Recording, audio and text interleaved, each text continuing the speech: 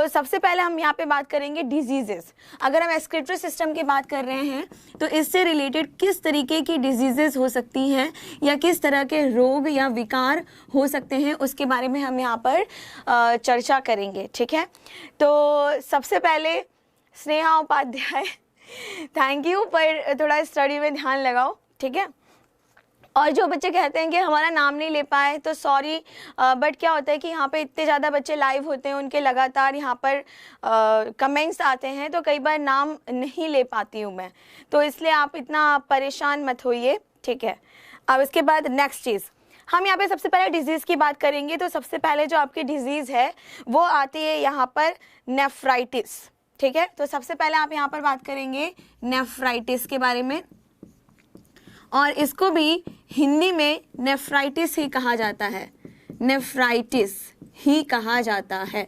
ठीक है, तो सबसे पहले हम बात करेंगे कि नेफ्राइटिस डिजीज क्या है और किससे रिलेटेड है। आपका जो एग्जाम में क्वेश्चन आया है वो इसी तरीके से आया है कि अगर हम बात करते हैं नेफ्राइटिस की, तो नेफ्राइटिस डिजीज किससे रिलेटेड होता है। आप क्या बताएंगे, एक्सक्रीटरी सिस्टम से रिलेटेड होता है। अब इसमें क्या होगा कि जो हमारी किडनी होती है वहाँ पे बहुत ज़्यादा पेन होता है, बहुत ज़्यादा दर्द होता है, लेकिन सबसे पहले हम ये जानेंगे कि इसका जो कॉजल एजेंट है, कॉजल एजेंट मतलब कि जिसके कारण ये होता है, जिसको हम क्या कहते हैं हिंदी में कारक है, वो क्या होता है। तो आप क्या बताएंगे, बैक्टीरियल इन्फेक्शन, बैक्टीरियल इन्फेक्शंस, और हिंदी में इसको क्या कहा जाएगा, जीवाणु जन्य संक्रमण, जीवाणु जन्य संक्रमण। ठीक है, तो इसकी बात की जाएगी। तो सबसे पहले अगर आपसे पूछा जाता है कि नेफ्राइटिस किससे रिलेटेड डिजीज है, आप क्या बताएंगे, यहाँ पर एक्सक्रीटरी सिस्टम से रिलेटेड डिजीज है। उसके बाद नेक्स्ट आपसे क्या पूछा जाएगा कि इसका कॉजल एजेंट क्या है, ये किस किस कारणों की वजह से हो सकता है। तो आप बताएंगे कि जब बैक्टीरियल इन्फेक्शन की वजह से ये हो जाता है, और मेनली कब होता है कि जब आप पब्लिक टॉयलेट यूज करते हो या फिर पर्सनल हाइजीन नहीं रखते हो, साफ सफाई नहीं रखते हो अपने शरीर की, तब इस तरह की डिजीज हो जाती है। ठीक है, इसके बाद नेक्स्ट हम पॉइंट देखेंगे कि इसमें क्या होता है। अगर आप यूरिनेशन की बात करें, यहाँ पर अगर आप यूरिनेशन की बात करें, और यूरिनेशन को हिंदी में कहा जाता है मूत्र विसर्जन, मूत्र विसर्जन। ठीक है, तो अगर हम इसकी बात करते हैं तो ये कैसा होता है, काफी कम होता है। ठीक है, यानी काफी कम मतलब बार बार होता है और काफी कम होता है। ठीक है, और दूसरी चीज क्या होती है कि जब भी यूरिनेशन की प्रोसेस होती है तो ये काफी पेनफुल होती है, काफी पेनफुल होती है, यानी कि काफ़ी ज़्यादा आपको यहाँ पर दर्द सहना पड़ता है। जब यूरिनेशन आप करने के लिए जाएंगे वॉशरूम में, तो आपको जब यूरिनेशन कर रहे होंगे तो उस टाइम आपको बहुत ज़्यादा पेन होता है। ठीक है, इसके बाद नेक्स्ट आपसे क्या पूछा जाता है कि इस टाइम पे हमें क्या करना चाहिए। आपको बिल्कुल किसी अच्छे डॉक्टर से कंसल्ट करना चाहिए और आपको मेडिसिन यूज़ करना चाहिए, और इसके लिए कई बार पेनिसिलिन भी दिया जाता है, लेकिन आपके एग्जाम के पर्पज़ से ये इंपॉर्टेंट नहीं है। आपके एग्जाम से पर्पज़ से केवल 3 चीज़ें ही इंपॉर्टेंट है। सबसे पहले क्या कि जो नेफ्राइटिस होता है वो किससे रिलेटेड डिजीज है, आप बताएंगे एक्सक्रीटरी सिस्टम से रिलेटेड डिजीज है। उसके बाद दूसरे नंबर में आपसे क्या पूछा जाएगा कि इसका जो कॉजल एजेंट होता है, यानी कि जो इसका कारक होता है वो क्या होता है, आप क्या बताएंगे, बैक्टीरियल इन्फेक्शन। किसी भी तरह की बैक्टीरिया से इन्फेक्शन हो सकता है, यहाँ पे पर्टिकुलरली कोई एक नाम में नहीं ले सकती। ठीक है, तो ये बैक्टीरियल इन्फेक्शन से होता है। और दूसरी चीज, जब हम यूरिनेशन करते हैं, यानी कि यूरिन पास आउट होता है हमारी बॉडी से, तो काफ़ी ज़्यादा दर्द महसूस होता है। तो ये कुछ इसका पॉइंट था, इसको आप लिख लो। ठीक है, अब नेक्स्ट इसके बाद लिखो यहाँ पे यूरेनिया। नेक्स्ट जो आपकी डिजीज आएगी वो कौन सी होगी, उसके बारे में हम बात करेंगे। हाँ, यूरिनेशन, प्रियंका बनर्जी, बिल्कुल सही बात है। Puneet, thank you. ठीक है, अब नेक्स्ट इसके बाद आप लिखेंगे यहाँ पर यूरेमिया। ठीक है, यूरेमिया। अगर हम यूरेमिया की बात करते हैं तो इसको हिंदी में यूरेमिया ही कहा जाता है, इसको हिंदी में यूरेमिया ही कहा जाता है। ठीक है, तो दूसरे नंबर पे हम यहाँ पे बात कर रहे हैं हम यूरेमिया के बारे में। अगर हम यूरेमिया की बात करते हैं तो इस टाइम पे क्या होता है कि जो हमारा ब्लड यूरिया होना चाहिए, जो हमारा ब्लड यूरिया होना चाहिए, जिसको आप क्या कहेंगे, रक्त यूरिया। ठीक है। अगर वो नॉर्मली देखा जाता है तो वो कितना होता है? सबसे पहले तो हमें ये इंपॉर्टेंट है, ये इंपॉर्टेंट पॉइंट है आपका, कि अगर आपसे एग्जाम में पूछा जाता है कि ब्लड यूरिया कितना होना चाहिए, तो आप क्या बताएंगे? 7 to 20 मिलीग्राम, 7 to 20 मिलीग्राम पर डेसीलीटर, ठीक है। अगर आपसे पूछा जाता है कि नॉर्मली यूरिन में बॉडी में कितना % यूरिया का होना चाहिए, जैसे हमने अगर ब्लड शुगर की बात की थी तो हमने वहां पे क्या बताया था? 120 मिलीग्राम, है ना। लेकिन अगर यहाँ पे हम बात करते हैं तो यहाँ पर कितना होना चाहिए? 7 to 20 मिलीग्राम पर डेसीलीटर यहाँ पर ब्लड यूरिया होना चाहिए, यानी कि रक्त यूरिया का होना चाहिए। जब आपके यूरिन में या आपकी बॉडी में इस लेवल से यूरिया का कंसंट्रेशन बढ़ जाता है, जब बॉडी के ब्लड में 20 मिलीग्राम से ज़्यादा अगर यूरिया का अमाउंट बढ़ जाता है, तब इस तरह की डिजीज आपको देखने के लिए मिलेगी। यहाँ तक सभी को क्लियर है? ठीक है। अब इसके बाद क्या होता है कि अगर आपसे पूछा जाता है कि यहाँ तक तो हमें समझ आ गया कि 7 to 20 मिलीग्राम होना चाहिए, लेकिन कई बार ये भी तो पूछा जा सकता है कि जो ब्लड यूरिया है, इसको टेस्ट किसके द्वारा किया जाता है ना।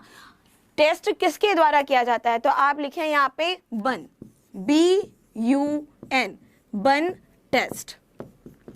बन टेस्ट के द्वारा क्या किया जाता है? यहाँ पर ब्लड यूरिया को डिटरमाइन किया जाता है। अब इसकी जो फुल फॉर्म है वो क्या होती है? ब्लड यूरिया नाइट्रोजन, ठीक है। तो इसकी जो फुल फॉर्म है वो क्या है? ब्लड यूरिया नाइट्रोजन, ठीक है। और यही आपका टेस्ट का नाम है, यानी कि आपके ब्लड में यूरिया कितना है, नाइट्रोजन कितना है, इसको टेस्ट करने के लिए कौन सा टेस्ट किया जाता है? बन टेस्ट किया जाता है, जिससे क्या पता चलेगा कि आपके शरीर में कितना ज़्यादा ब्लड यूरिया है, यानी रक्त में यूरिया की मात्रा कितनी है। तो ये इंपॉर्टेंट है, इसको आप नोट कर लो, ठीक है। कई बार स्टूडेंट्स पूछते हैं कि मैम जैसे कि हम ब्लड शुगर नापते हैं, उसी तरीके से हम किस तरीके से यूरिया को अपने ब्लड में नापेंगे? तो उसका आंसर यही है बच्चों, ब्लड यूरिया नाइट्रोजन टेस्ट। यहाँ तक सभी को समझ आ गया? ठीक है। अब इस टाइम पे क्या होता है कि इस कंडीशन में यूरेमिया कंडीशन में क्या होता है कि जो ब्लड यूरिया होता है वो 20 मिलीग्राम से ज़्यादा हो जाता है। तो इस टाइम पे ये मतलब है कि जो हमारी किडनी है वो प्रॉपर अच्छे तरीके से फिल्टरेशन नहीं कर पा रही है, ब्लड का फिल्टरेशन नहीं कर पा रही है, और कुछ अलग तरह के जो विषाक्त पदार्थ है यानी टॉक्सिक सब्सटेंस है वो किडनी में जमा होते चले जा रहे हैं, और उनके जमा होने की वजह से क्या होता है? बहुत ही ज़्यादा बॉडी में और किडनी के आसपास जो आपका लोअर एब्डोमिनल है, नीचे का उदर गुहा है, वहाँ पर बहुत ज़्यादा दर्द महसूस होता है, ठीक है। और ये डॉक्टर से कंसर्न करने पर, डॉक्टर से मिलने और बात करने पर और दवाई खाने से ये ठीक हो जाता है। यहाँ तक समझ आ गया? ठीक है। अब इसके बाद हम नेक्स्ट बात करेंगे कि आप सभी ने सुना होगा कि जो हमारी किडनी होती है उसमें बहुत ज़्यादा स्टोन का फॉर्मेशन होता है, बहुत ज़्यादा स्टोन का फॉर्मेशन होता है ना। आप कहते हो जिसको हिंदी में पथरी हो जाना, ठीक है। तो दूसरा इसके बाद लिखोगे आप स्टोन्स, थर्ड नंबर पे आप लिखो किडनी स्टोन, और दूसरा नाम क्या हो सकता है? रीनल स्टोन भी नाम हो सकता है, जिसको रीनल कैलकुलस कहते हैं, रीनल कैलकुलस कहते हैं, ठीक है। और हिंदी में इसको क्या कहा जाएगा? वृक्क की पथरी, वृक्क की पथरी। समझ आ गया? इसको आप नोट कर लो। अगर हम नेक्स्ट की बात करते हैं तो इसको कई बार आपको एग्जाम में गुर्दे की पथरी ऐसा लिखा हुआ भी दिखाई देगा, लेकिन मैं आपको बताऊं ऐसे बहुत कम एग्जाम में लोअर होते हैं जहां पर गुर्दा शब्द का प्रयोग होता है, नहीं तो हर जगह किडनी के लिए कौन से शब्द का प्रयोग होगा? वृक्क का प्रयोग होता है, ठीक है। अब इस टाइम पे क्या होता है कि देखो, मैंने जब आपको किडनी बताई थी तो किडनी में जो हम जिसे कहते हैं रीनल यानी कि किडनी, अगर हम किडनी की बात करते हैं तो किडनी में मैंने आपको 3 भाग बताए थे। तो जो सबसे अंदर का भाग होता है, जो सबसे इनर पोर्शन होता है, आंतरिक भाग होता है, उसके बारे में मैंने क्या बताया था?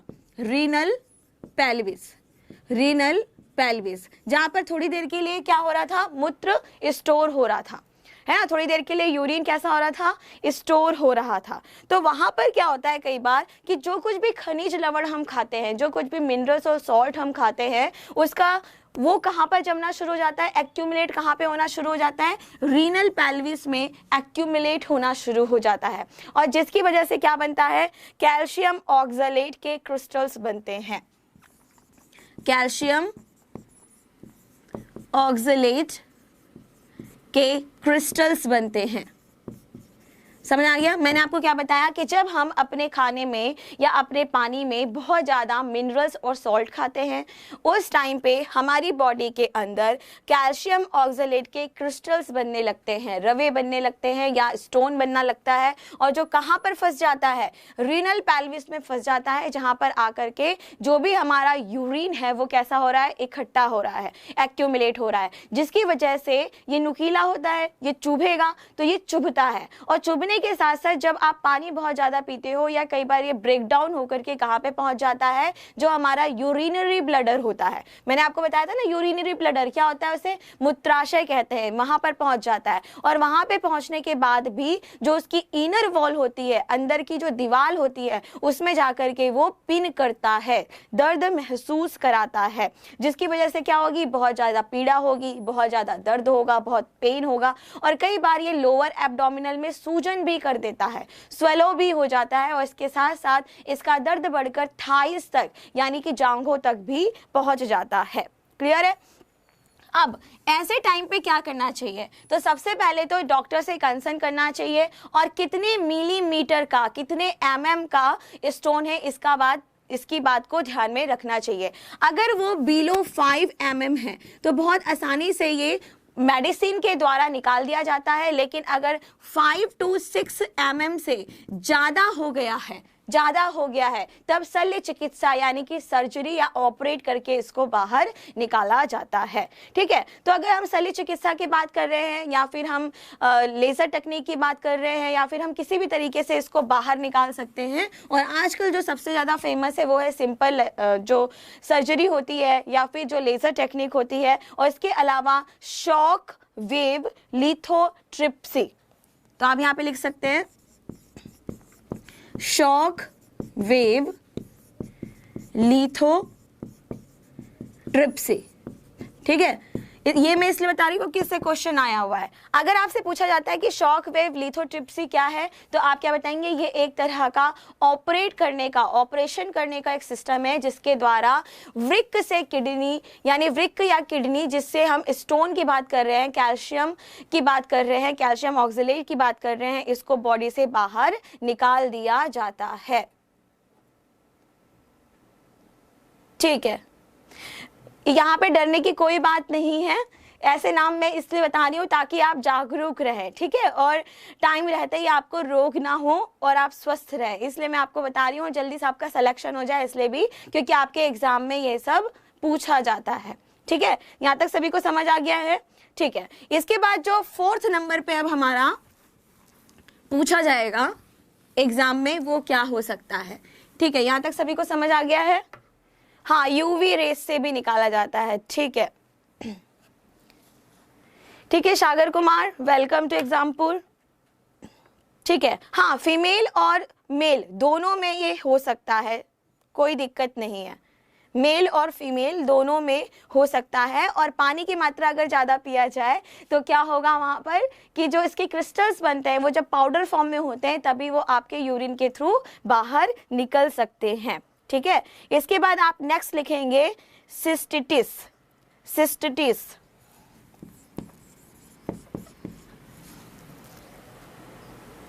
ठीक है मैम, आप इंग्लिश में बहुत पढ़ाती हैं। विपिन कुमार, कुछ जो यहाँ पे टेक्निक्स का नाम होगा वो हमेशा इंग्लिश में ही रहेगा, वो हिंदी में नहीं रहेगा। ठीक है, नेक्स्ट लिखिए इसके बाद आप सिस्टाइटिस या फिर सिस्टिटिस, जो भी आप बोलना चाहें, तो इसको हम सिस्टाइटिस कहेंगे, सिस्टाइटिस।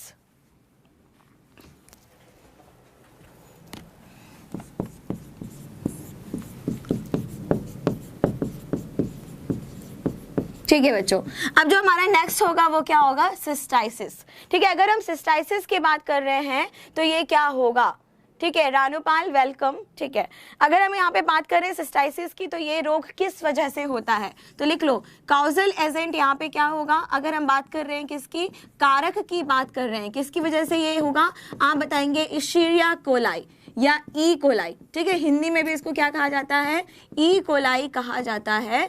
और ये क्या है, एक बैक्टीरिया का नाम है, ये एक बैक्टीरिया का नाम है। ठीक है, तो यहाँ पर ये जो डिजीज आपको दिखाई दे रही है वो पर्टिकुलरली ई कोलाई बैक्टीरिया की वजह से होती है। और मोस्टली जब आप पब्लिक टॉयलेट यूज करते हो और गंदा वॉशरूम, गंदा बाथरूम, गंदा टॉयलेट रूम आप यूज कर लेते हो, तो इस टाइप के इन्फेक्शन आपकी बॉडी में बहुत जल्दी पहुंच जाते हैं। समझ आ गया। अब इसमें क्या होता है कि जो यूरिनरी ब्लडर होता है, हमारा जो मूत्राशय होता है, उसमें बहुत ज़्यादा दर्द होता है, और जो यूरिन पास होगा वो कम कम पास होता है, बहुत थोड़ा अमाउंट में पास होगा, लेकिन जब भी पास होगा तो बहुत ही ज़्यादा असहनीय दर्द होता है। ठीक है, इसके साथ साथ आपकी बॉडी में भारीपन आता है, आपको ऐसा लगता है कि आपकी बॉडी बहुत ज़्यादा भारी हो गई है, और हाथ पैर में दर्द होता है, ऐंठन महसूस होता है, जैसे कि पकड़ के कोई पिटाई कर देता है आपकी, तो जब दर्द होता है ना, बिल्कुल उसी तरीके से दर्द होता है। यहां तक समझ आ गया सभी को।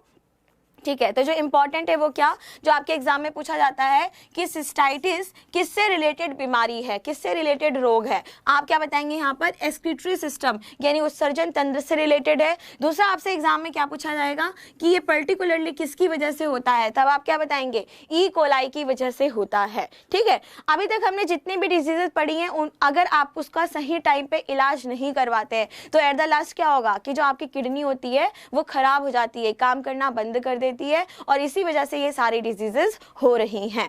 अब इसके बाद नेक्स्ट हम पढ़ेंगे, ठीक है, जिसको आप कहते हैं किडनी फेलियर। ठीक है, 6 नंबर पे हम लिखेंगे यहां पर किडनी फेलियर।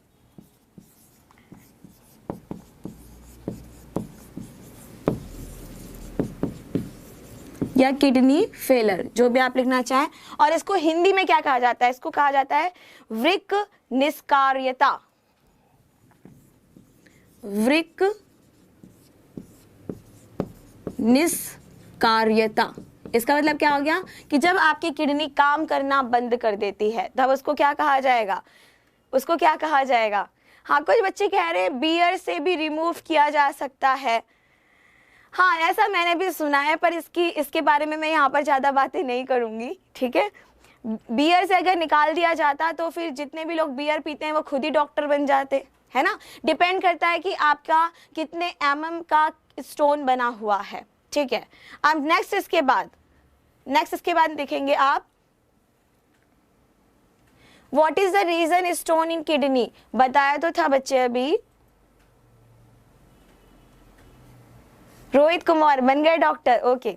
ठीक है, अब नेक्स्ट इसके बाद गुर्दा निष्कार्यता यानी कि किडनी फेलियर की अगर हम बात करें तो इसको हम किस तरीके से बता सकते हैं। तो सबसे पहले आप क्या देखेंगे कि किडनी में किसी भी तरीके का मूत्र का फॉर्मेशन नहीं हो पाएगा, यूरिन का फॉर्मेशन नहीं आ पाएगा। इसका मतलब आप यहाँ पे लिख सकते हैं नो यूरिन फॉर्मेशन।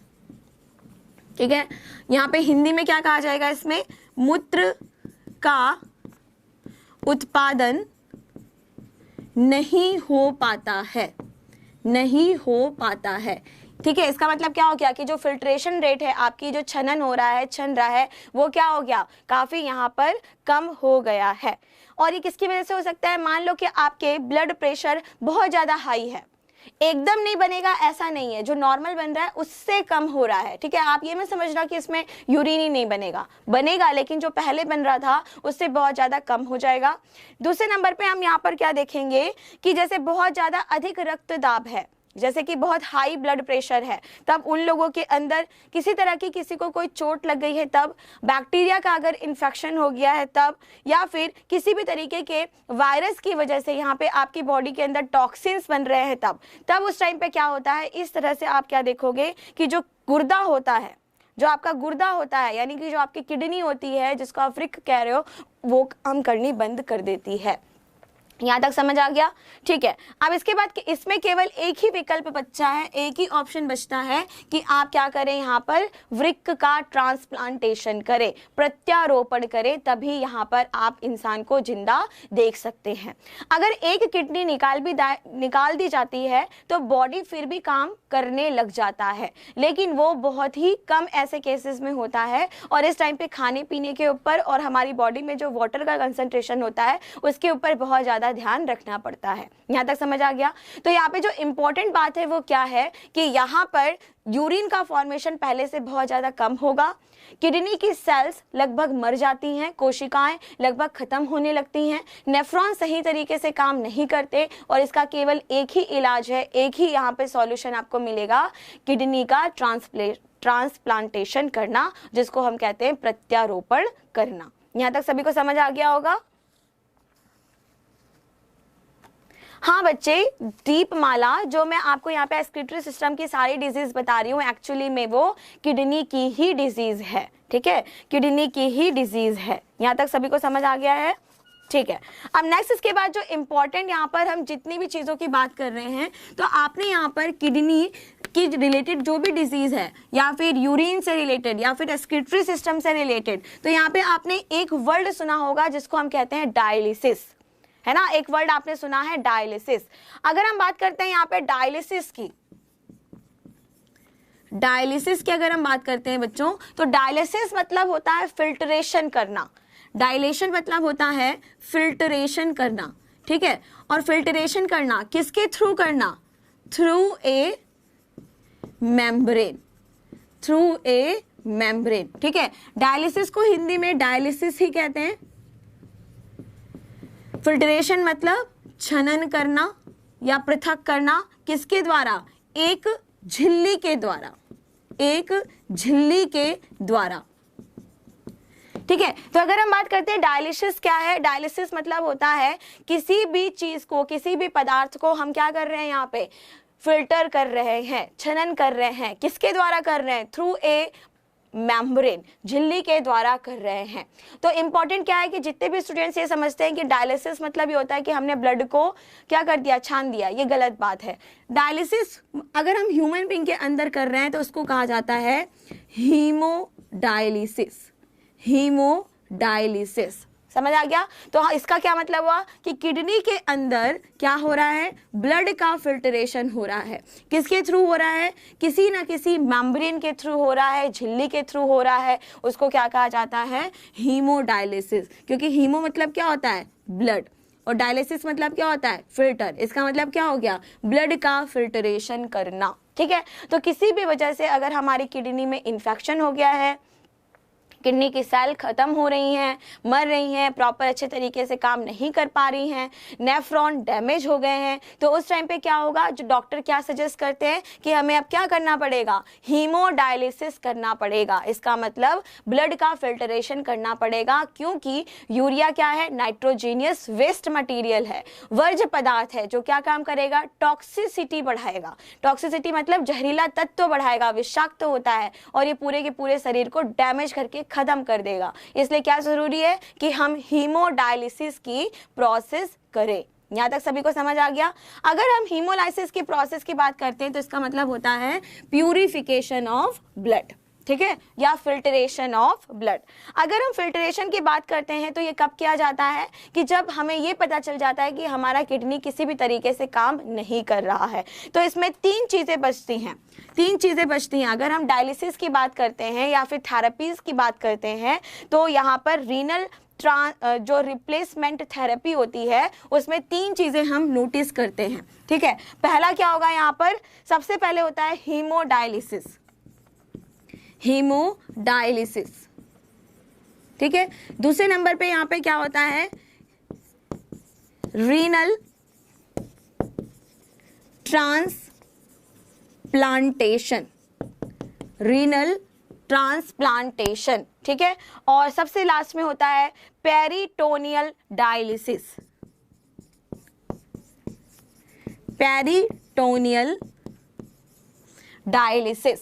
ठीक है, तो इसको आप नोट कर लो।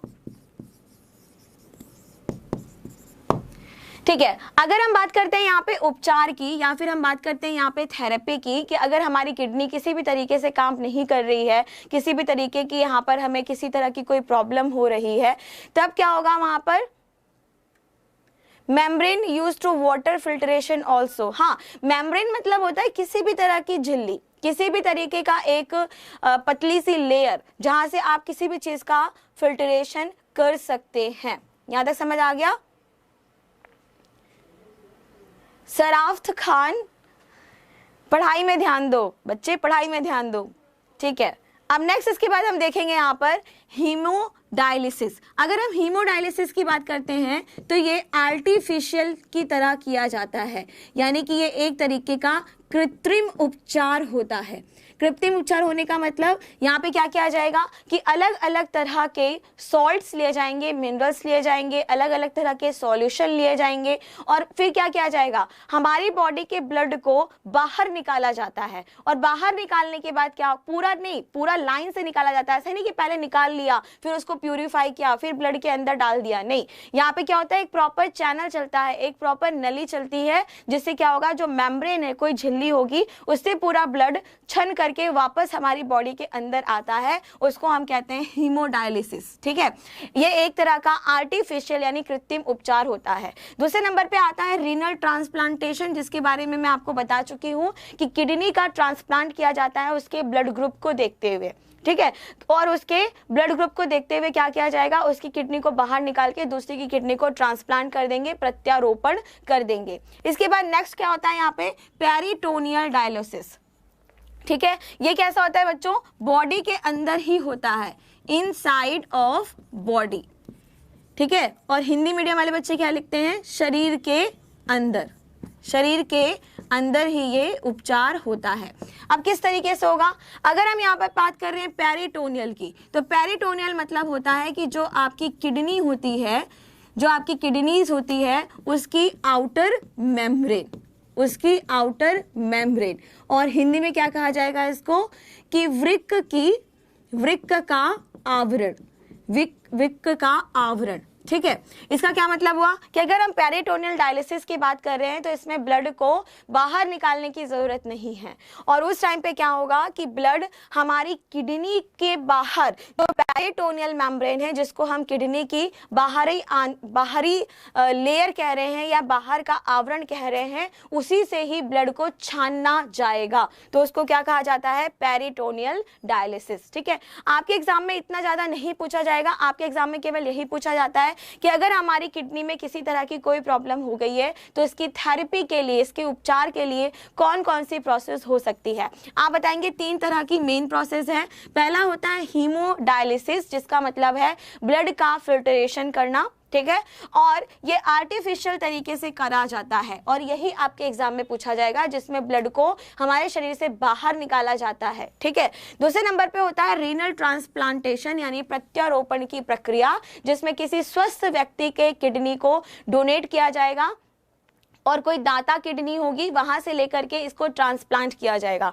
नेक्स्ट उसके बाद आपका आता है यहाँ पर पेरिटोनियल डायलिसिस, जिसको हम क्या कहेंगे कि ये शरीर के अंदर ही होता है, इनसाइड द बॉडी ही होता है, और ये किडनी की जो आउटर लेयर होती है, आउटर मेम्ब्रेन होती है, जिसको हम क्या कहते हैं, पेरिटोनियल मेम्ब्रेन, यानी किसी को भी ढकने वाली, किडनी को बाहर से ढकने वाली, सुरक्षित रखने वाली जो मेम्ब्रेन होती है, उसको क्या कहा जाता है, यहाँ पर पेरिटोनियल कहा जाता है। और जब हम इसके सहारे डायलिसिस करते हैं, इसके सहारे अगर हम किसी चीज को छान रहे हैं, ब्लड को छान रहे हैं, तो उसको क्या कहा जाएगा, पेरिटोनियल डायलिसिस कहा जाता है।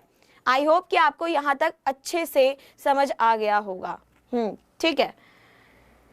नेक्स्ट अब इसके बाद जो आपके डाउट्स हैं वो मैं ले लूँ यहाँ पर, जो काफ़ी बच्चे काफ़ी टाइम से परेशान हो रहे थे कि मैम हम आपको 2-3 बार रिपीट कर चुके हैं डाउट्स के, तो मैंने कहा हाँ बिल्कुल विक्रम, आप आज, विवेक यादव, मैम आप अपनी योग्यता बता दीजिए। बेटा इससे देखो कोई मतलब नहीं है, लेकिन फिर भी अगर आप देखना चाहें तो जो मेरा फर्स्ट लेक्चर है जिसमें विवेक सर ने इंट्रोड्यूस किया है वो आप देख सकते हैं। और टीचर्स के क्वालिफिकेशन का फ़र्क पड़ता है नो डाउट, लेकिन अभी यहाँ पे आप पढ़ाई पे ध्यान दो, जितना ज़्यादा सीख सकते हो उतनी अच्छी बात है, ठीक है। ठीक है, अब हम आपके डाउट्स लेकर के चलेंगे यहाँ पर, ठीक है, तो सबसे पहला जो डाउट है यहाँ पर वो आया है एकराम सैयद नाम की आईडी से फर्स्ट आया है कि मैम मेरा डाउट क्लियर नहीं किया आपने। ठीक है, यहाँ पर इनको इस चीज से प्रॉब्लम है कि जो रीनल आर्टरी है और रीनल वीन है इसमें ये अंतर नहीं बता पा रहे हैं। ठीक है, तो यहाँ पे देखो सिंपल है, अगर हम यहाँ पे बात करते हैं किडनी की, अगर हम यहाँ पे बात करते हैं किडनी की, जिसको आप हिंदी में क्या कह रहे हैं, वृक्क कह रहे हैं। ठीक है, यहां से जो कुछ भी आर्टरी आएगी, जो कुछ भी आर्टरी आएगी, जिसको आप क्या कहते हैं हिंदी में धमनी कहते हैं, कहां से आती है ये, हार्ट से आती है, हृदय से आती है, इतना सभी को पता है। हृदय से जो कुछ भी ब्लड लेकर के निकलती है, ऑक्सीजन लेकर के निकलती है, वो सब कहाँ जाती है, डिफरेंट बॉडी पार्ट में जाती है। और किडनी भी क्या है, एक तरह का क्या है, किडनी भी एक दूसरा ऑर्गन है। यानी हार्ट से जो कुछ भी यहाँ पर ब्लड होगा जिसमें ऑक्सीजन होगा वो कहाँ पे पहुंचेगा, किडनी में पहुंचेगा। और किडनी में पहुंच रहा है तो मैंने किडनी के लिए आपको एक अलग से शब्द क्या बताया था, रीनल। जहां पर भी रीनल का मतलब है उसका क्या मतलब हुआ कि हम किडनी की बात कर रहे हैं। तो ऐसी आर्टरी जो ब्लड को, रीनल आर्टरी कह रहे हैं, जो ब्लड को कहाँ पे पहुंचा रही है, किडनी तक पहुंचा रही है, उसको क्या कहा जाएगा, रीनल आर्टरी कहा जाएगा। अब किडनी में क्या होगा, इसके बाद यहाँ पर जो कुछ भी ब्लड आया उसमें ऑक्सीजन के साथ साथ क्या था, यूरिया भी था और डिफरेंट तरह के सॉल्ट भी थे। ठीक है, तो इसका जो फिल्ट्रेशन हुआ वो कहाँ पे हुआ, किडनी में हुआ। और किडनी में फिल्ट्रेशन के बाद ये कहाँ पे फिर से पहुंच गया, हार्ट में पहुंच जाता है। ठीक है, और ये कैसा है, वीन है, जो क्या काम कर रहा है, पूरे ब्लड को कलेक्ट करके कार्बन डाइऑक्साइड के साथ या फिल्टर्ड ब्लड को कहाँ पर लेके जा रहा है, किडनी तक लेकर के जा रहा है। तो ये किस तरह की वीन हुई बच्चों, रीनल वीन हुई, जिसको आप क्या कहते हो, वृक्कशिरा। और इसके अंदर क्या प्रेजेंट होगा, कार्बन डाइऑक्साइड प्रेजेंट होगा और इसके साथ साथ जो फिल्टर्ड ब्लड होता है वो प्रेजेंट होता है। यहां तक समझ आ गया, बस सिंपल ही था। ठीक है,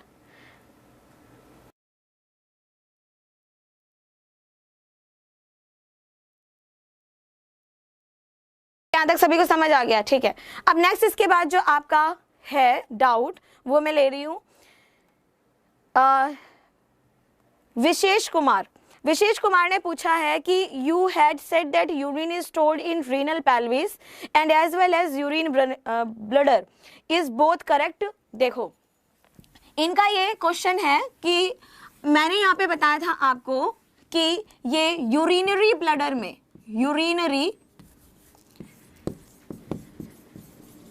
यूरिनरी ब्लडर में क्या हो रहा है, जिसको आप मूत्राशय कह रहे हो, वहां पर जो यूरिन है वो स्टोर हो रहा है। और इसके साथ साथ इन्होंने दूसरा नाम बताया है रीनल पेल्विस। ठीक है, देखो बच्चों, अगर हम रीनल पेल्विस की बात करते हैं तो ये किसका पार्ट है, ये पार्ट है किडनी का, ये पार्ट है किडनी का। ठीक है, और किडनी के अंदर क्या होते हैं, छोटे छोटे से नेफ्रॉन होते हैं। ये वाली बात सभी को पता है, किडनी के अंदर क्या होगा, छोटे छोटे से नेफ्रॉन होंगे। ठीक है, और ये नेफ्रॉन क्या बनाने का काम करते हैं, यूरिन बनाने का काम करते हैं। तो किडनी के अंदर एक छोटी सी जगह होती है इनर साइड में, सबसे अंदर की तरफ, जिसको हम क्या कहते हैं, रीनल पेल्विस कहते हैं। और यहाँ से क्या होगा, यहाँ पर यूरिन थोड़े टाइम के लिए स्टोर होगा। स्टोर करने के बाद जो यूरेटर होते हैं वो क्या काम करेंगे, जिसको हम कहते हैं यहाँ पर मूत्रवाहिनियां क्या काम करेंगी, यहां से, यानी कि जो रीनल पेल्विस है, यहां से जितना कुछ भी यूरिन है उसको इकट्ठा करके कहां पे लेके आएंगी, यूरिनरी ब्लडर में लेकर के आएंगी। और यूरिनरी ब्लडर से फिर क्या होगा, यूरेथ्रा के थ्रू ब्लड वापस बाहर, ब्लड कह रही हूं, यूरिन बाहर निकल जाएगा। यहां तक क्लियर है। बस देखो बच्चों, इसमें कंफ्यूज होने वाली बात नहीं है। अगर आपसे एग्जाम में पूछा जाता है किडनी के अंदर यूरिन थोड़े टाइम के लिए कहां पर स्टोर होता है, आप क्या बताएंगे, रीनल पेल्विस। समझ आ गया। अगर आपसे ये पूछा जाता है एक्सक्रीटरी सिस्टम में, या फिर आपसे नॉर्मली पूछा जाता है कि मूत्र का संग्रह कहाँ होता है, यूरिन का स्टोरेज कहाँ पे होता है, तब आप क्या बताएंगे, यूरिनरी ब्लडर। बस यही आपका था आंसर। ठीक है, नेक्स्ट इसके बाद आपका क्वेश्चन है हाँ, हिप्यूरिक एसिड क्या काम करती है? गोविंद शिवांश ने लिखा है हिप्यूरिन एसिड क्या काम करती है हमारे शरीर में, ये कैसे बनती है, इसके बारे में ये जानना चाहते हैं। ओके, देखो अगर हम यहाँ पे बात करते हैं हिप्यूरिन एसिड की, जो मैंने आपको बताया था कल, अगर हम बात करते हैं यहाँ पे हिप्यूरिक एसिड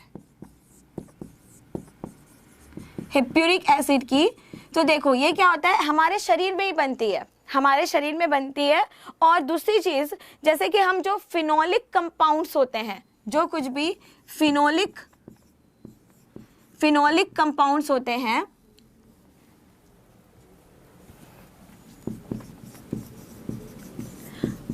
अगर हम बात करते हैं फिनोलिक कंपाउंड्स की, तो जैसे कि अगर आप चाय ज़्यादा पीते हो, आप कॉफ़ी ज़्यादा पीते हो, या फिर आप वाइन ज़्यादा पीते हो, तब क्या होता है हमारी बॉडी के अंदर क्या बनता है, फिनोलिक कंपाउंड्स बनते हैं, फिनॉल के उत्पादक बनते हैं, ठीक है।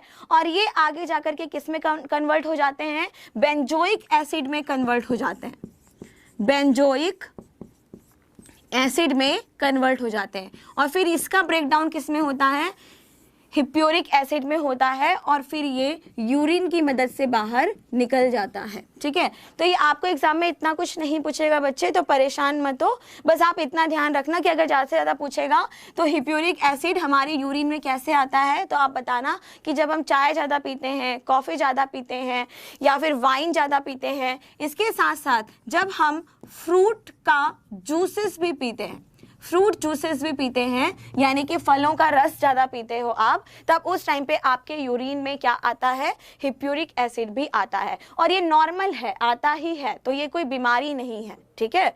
तो रिलैक्स रहिए। अब इसके बाद नेक्स्ट आया है, नेक्स्ट क्वेश्चन,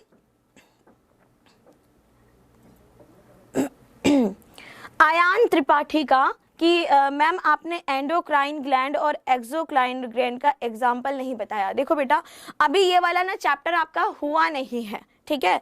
और दूसरी चीज़, जब मैंने डाइजेस्टिव सिस्टम आपको पढ़ाया था, तब मैंने हल्का सा इसका इंट्रोडक्शन आपको बताया था, ठीक है। तो आप थोड़ा सा वेट कर लो 1-2 लेक्चर्स का, उसके बाद आपको मिलेगा। नेक्स्ट है राज मीना, मैम ये एडिनो हाइपोफाइसिस और न्यूरो हाइपोफाइसिस क्या होता है? मैम आप हमारे डाउट नहीं लेती हो, ऐसा नहीं है, डाउट सबकी मैं लेती हूँ। और ये एक्चुअली में जो हमारी पिट्यूटरी ग्लैंड होती है, जो हमारी पीयूष ग्रंथि होती है, उसका भाग होता है। तो ये भी आपको पढ़ने को मिलेगा जब मैं ग्लैंड्स पढ़ाऊंगी। Pradeep Kinchar, ma'am kidney stone क्या होता है, कैसे बनता है? ये मैं आपको बता चुकी हूँ बेटा, तो इसको मैं अभी और डिस्क्राइब नहीं करूँगी यहाँ पे, ठीक है। अब नेक्स्ट इसके बाद है अंश प्रसाद, बायो दीदी, ओके।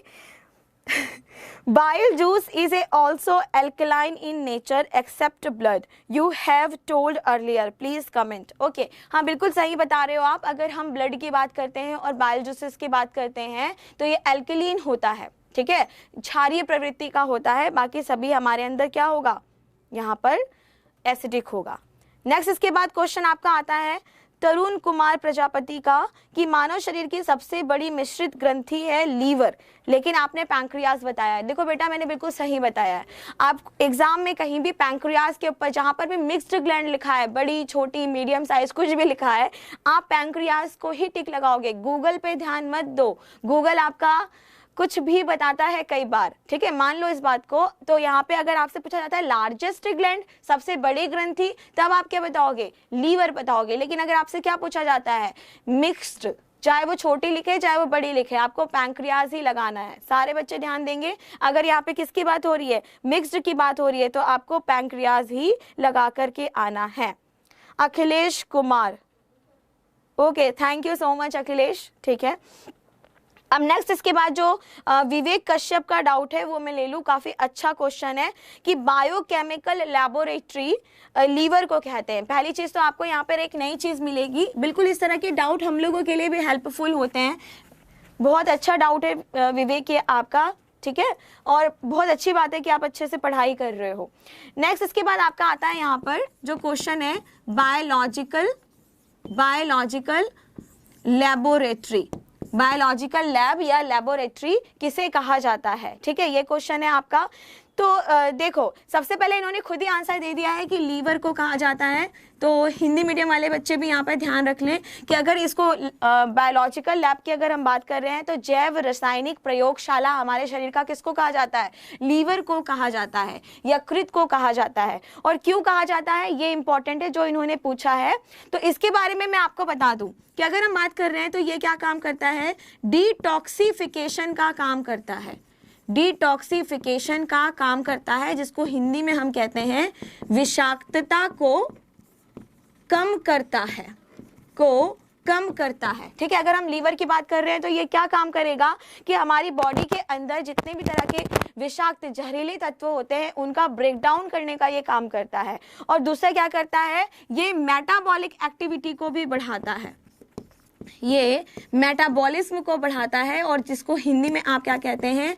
उपापचय की क्रिया को भी ये बढ़ाता है। ठीक है, और बढ़ाने के साथ साथ क्या करेगा कि ये बाइल जूस को सिक्रीट करता है। इसका मतलब यकृत के अंदर से जो बाइल निकल रहा है उसको भी ये बढ़ाता है और इसके साथ साथ ये इंटेस्टाइन में भी काम करता है। ठीक है, यहाँ तक आपको पता है। अगर आपसे पूछा जाए कि लीवर का लोकेशन क्या है, काफी ज्यादा स्टूडेंट्स का कमेंट आ रहा था कि मैम लीवर का लोकेशन क्या है, तो आप बताएंगे अपर एब्डोमेन, यानी कि जो ऊपर की उदर गुहा है वहां पे। और किस साइड में होता है? ये हमेशा राइट साइड में होता है। ठीक है, लीवर कहाँ पे प्रेजेंट होगा? हमारे राइट साइड में प्रेजेंट होता है। ठीक है, और बिलीरुबिन, बिलीवर्डिन, ये बाइल, जो बिलीरुबिन, बिलीवर्डिन ऐसा लिखा हुआ है अमनदीप, इसका मतलब ये है कि ये बाइल के सॉल्ट हैं। ठीक है, लेकिन अगर मैं यूरोक्रोइन जो लिखवा रही थी वो क्या था? यूरिन के अंदर पाए जाने वाला सॉल्ट था। तो इसमें कंफ्यूज होने की जरूरत नहीं है। ठीक है, नेक्स्ट इसके बाद क्वेश्चन है अभिषेक सोनी का, जो कह रहे हैं कि ज्यादा पानी पीने से नुकसान करता है। बिल्कुल नहीं करता है, लेकिन एक एवरेज में पीना है। ऐसा नहीं कि पेट फट गया फिर भी पी रहे, ऐसा नहीं करना है। और गर्मी के टाइम पे पानी पियो, लेकिन वो उसमें कभी नींबू डाल के पियो, कभी नमक डाल के पियो। नहीं तो क्या होगा? जब आपका यूरिनेशन ज्यादा होगा ज्यादा पानी पीने से, तो सॉल्ट का कंसंट्रेशन भी आपकी बॉडी में कम हो जाएगा। तो पानी पीने का मतलब है अपनी बॉडी को डिहाइड्रेटेड रखना। ये नहीं मतलब है कि आप बिस्लरी बॉटल 20 खरीद ली और पीते चले जा रहे हैं, नहीं, ऐसा नहीं करना है। सॉल्ट पीना है, नींबू पानी पीना है, ग्लूकोज डाल के पीना है, इस तरीके से, ताकि आपके अंदर हाइड्रेशन तो रहे लेकिन आपके अंदर जो एसेंशियल इलेक्ट्रोलाइट्स हैं उनका होना भी जरूरी है। नेक्स्ट जो लास्ट आपका क्वेश्चन है वो है हरि मोहन मीना का, कि एक्सक्रीटरी सिस्टम में कौन सा इंक्लूड नहीं है। बेटा इसमें पेयर ऑफ आईज, आंखों का कोई काम ही नहीं होता, बाकी किडनी का, यूरेटर और यूरिनरी ब्लडर का यहाँ पर काम होता है। इसके बाद एक मोहित यादव ने पूछा है ग्लोमेरुलस और बोमन्स कैप्सूल में क्या डिफरेंस होता है। अगर ग्लोमेरुलस कैप्सूल लिखा है और बोमन कैप्सूल लिखा है तो किसी तरह का कोई डिफरेंस नहीं है। लेकिन अगर हम बात कर रहे हैं केवल किसकी? ग्लोमेरुलस का, तो इस तरीके से जो बोमन कैप्सूल बना है उसमें इस तरीके से जो कैपिलरी का गुच्छा होता है, ग्रुप ऑफ कैपिलरीज, उसको क्या कहा जाएगा? ग्लोमेरुलस कहा जाएगा। ठीक है, यहाँ तक क्लियर है। अब इसके बाद आपका नेक्स्ट जो क्लास है वो 9:45 से या 9:50 से स्टार्ट होने वाली है।